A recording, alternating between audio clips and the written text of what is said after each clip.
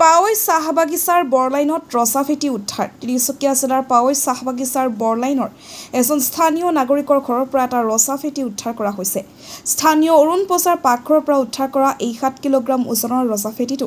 ডিগবৈ বন সংমণ্ডলৰ বন বিষয়া ৱাইল্ড কেয়াৰ ফাউণ্ডেশ্যনৰ ফাৰুক আলীৰ সহযোগত সফলতাৰে উদ্ধাৰ কৰা হয়।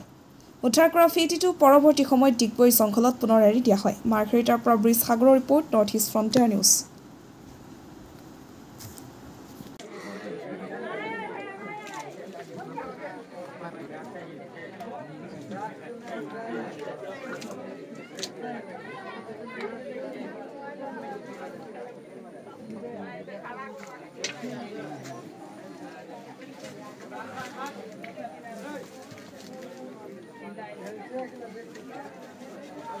तगड़ा আছে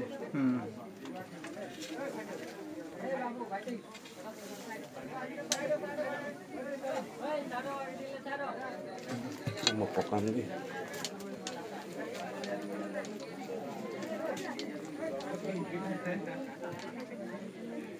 যোৱা নাই নেক্সট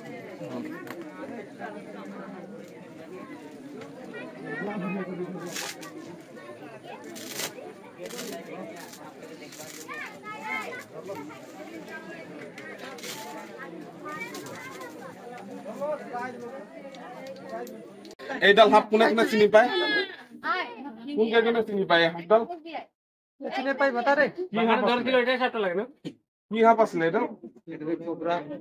কিং কোবরা অসমীয়া এতিয়া ৰজা ফেটি বুলি কোৱা হয় দেই আপোনালোকৰ এইটো হাবি এইফালে ওচৰতে আছে বাগানৰ এইটো পাৰে সেইটো কাৰণে এতিয়া বাৰিষাৰ বতৰ হয়তো বহুত সাপ আহিব পাৰে এইফালে তেনেকা সাপ দেখিলে আজি যেনেকা ফোন কৰি আমাক ফৰেষ্ট ডিপাৰ্টমেণ্টক মাতিলে আমি আহি পিনে কিং কোবৰাডাল ভালে ভালে উদ্ধাৰ কৰিলো তেনেকে আপোনালোক হাঁহ হওক বা যিকোনো চৰাই হওক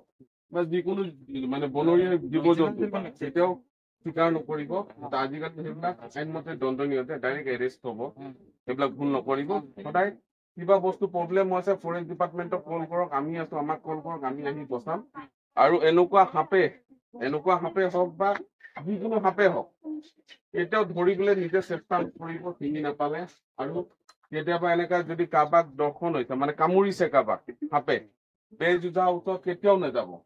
যে বেজুজা ওচৰত গ'লে যিবিলাক অবিষাক্ত সাপে ফুটে প্ৰায়ভাগ সাপ অবিষাক্ত থাকে সেইবিলাক সাপকে বেজুজাই বচাব পাৰে কিন্তু এইবিলাক এতিয়া হৈ গ'ল কিং কোবৰা চকৰি ফেটি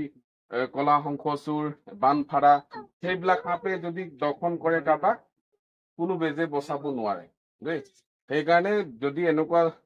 সাপে কামোৰা পায় কাৰোবাক খুটিছে বা কাৰোবাক কি হেৰি কৰিছে আপোনালোক যিমান সোনকালে পাৰে আমাৰ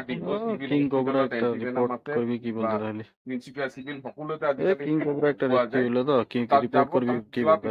প্ৰাণ ৰক্ষা